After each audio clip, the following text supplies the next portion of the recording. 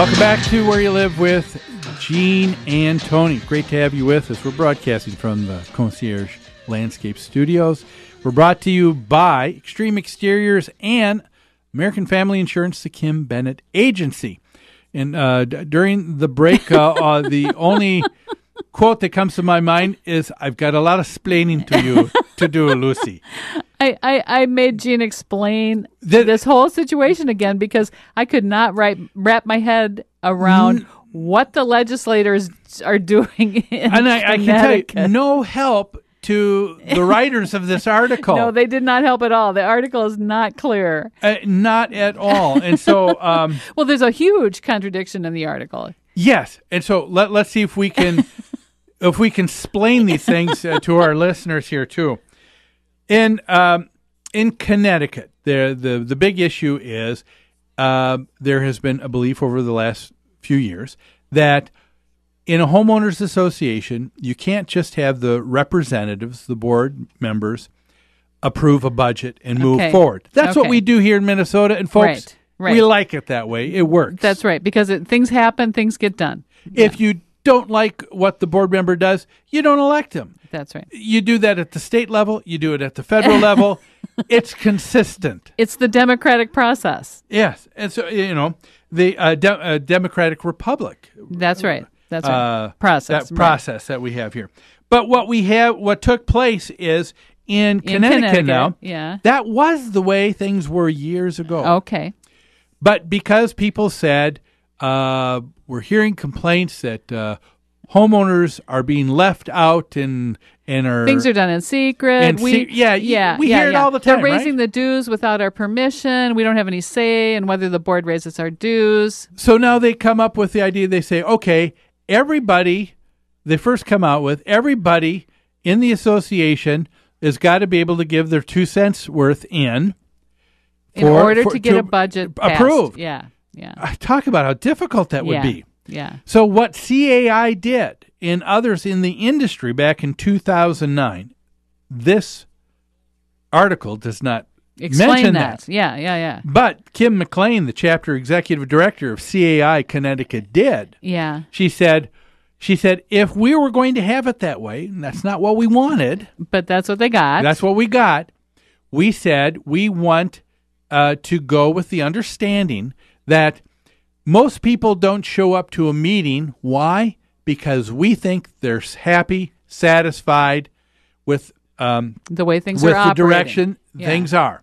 So for the people that don't show up, if you're going to say all total homeowners need to be involved, if they don't show up, we want to say that that's considered a yes vote. Okay, let me simplify that even more. If I get a notice saying my annual meeting is coming up next month, and we're going to vote on the budget, and I think in my head, I'm perfectly happy with what's going on. I'm perfectly happy with what the board's doing.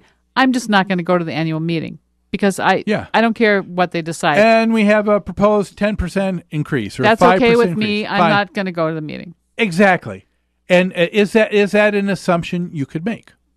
Absolutely. Non-participation is I think so. Is very common. What we have here, though, is how the democratic process should take place here. Okay.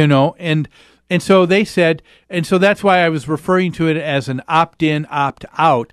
We have something similar, but to a different situation with HOAs in Minnesota.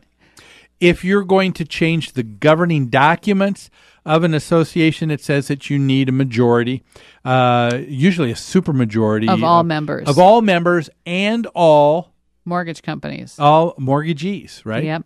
Yep. Who and that also proved very problematic. And that was the problem because mortgage companies just weren't responding. That's right. So several years ago at the Minnesota legislature, they said, hey, if the homeowners have agreed to this, why do we have to have them sit on their hands and wait for mortgage companies that just don't care and just won't respond? That's right. So they had what would be called an opt. That would be the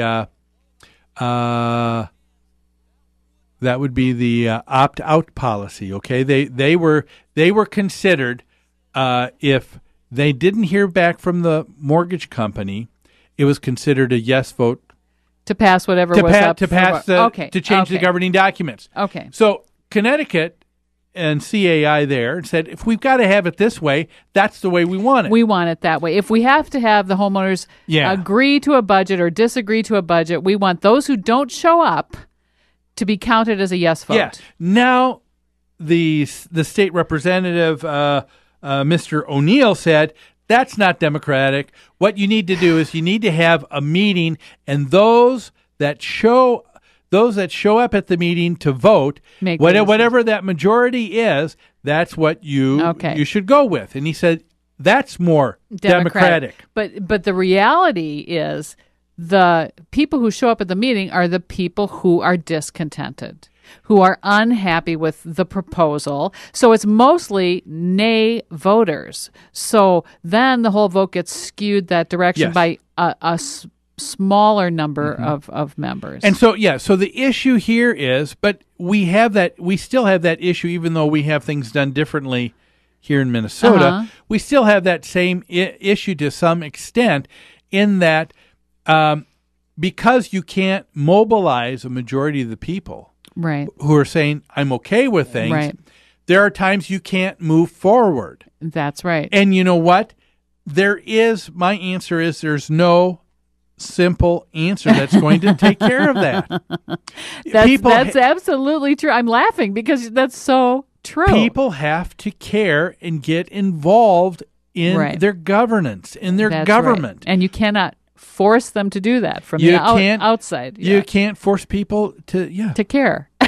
you just can't. I worked with an association who could never have a legitimate annual meeting because their governing documents required something like 55% of all members had to show up to even hold a meeting, and they could never get that many people. Yeah. So in the 5 years I managed them, they never had a legitimate annual meeting. Yeah, and that is very frustrating. Yeah. And they couldn't change the requirement because they couldn't get enough people to vote on changing the requirement. But ultimately, it begs the question: is there anything you can put in place that would get you what you want and getting people to respond? And the answer is no. You know what? One year, maybe I've said this on the air before, a community I was managing had nobody showing up at their annual meeting.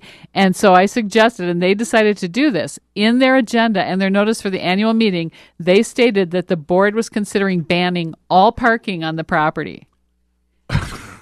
All parking? They thought, maybe we'll say that. Maybe we'll get enough people to show up to actually have a quorum and hold a meeting. We still didn't. Yeah. Nobody paid any attention. Well, yeah, that's always the running joke with the board. If we want people to attend, we'll just tell them that we're raising the dues, right? That there you go. That would be the thing to do. But in that case, not necessarily so. So what is better? What is it? Connecticut's that you have a solution here where they said, unless people vote to say no, we're considering it a yes. Yeah. Or is it better to have what we have in Minnesota, and that is, the board can pass a budget. Yes, you can have a small increase, but if you want something beyond the 3-5%, whatever the documents state, you need to go to the homeowners. Yeah. That's where the rub is, but that's what you have to do to because we live in a society where that's how we're going to... Well, and it's checks and balances. You're giving the board the power to carry on business, but you're putting some checks on it so they don't go too far. I guess I must say, even though you still can go in a situation where you don't get the budget passed, and where it gets to be difficult with homeowners or with a board member is you have insurance that had 15-20% increase. You have utilities that have a 20-25% increase. And between the utility costs and the insurance costs, you end up having, in some cases with some associations, 35-40% of the budget costs. Have gone up. Just with those items. Yeah. And you say, but we can only increase it 5%. Yeah. That's ridiculous. Yeah. We can't even do what we need. Yeah. Now, some associations get around that because some will try to say, well, insurance is a necessity, so we'll pull it out of the operations, not in the operations of the association. Yeah. It's a required expense. And so And I've seen people do some things like that to get around it here. The huge contradiction in this article, and I don't know if we addressed it, was Representative O'Neill states that CAI supported him in Connecticut with his legislation. And when you talked to Kim, she said, no, we did not. Yes. The executive director said, no, we're not in favor of this because what he's asking for, we think will have a greater result in things not being passed and people being in a world of hurt because they can't get the budgets passed that they need to. Not an easy issue, but that's and it was really hard for me to wrap my head around it. Thank you for taking the time to explain it to me. That's what they're dealing with here. But all of that is only because Mr. O'Neill has one association, the largest one in Connecticut, I'm told. 4,000 people, 2,000 units. That's in his district. They don't like that. They have it's an elderly 55-plus community. They have a bunch of folks who've said to him, personally, I voted for you, and I don't like the idea that people who aren't voting is considered a yes. And so he's only doing this because of that one constituent, but a large one for him. Anyway, that's what's taking place in Connecticut. What's taking place next? A lot of great stuff. You're going to have to come back after these messages to find out.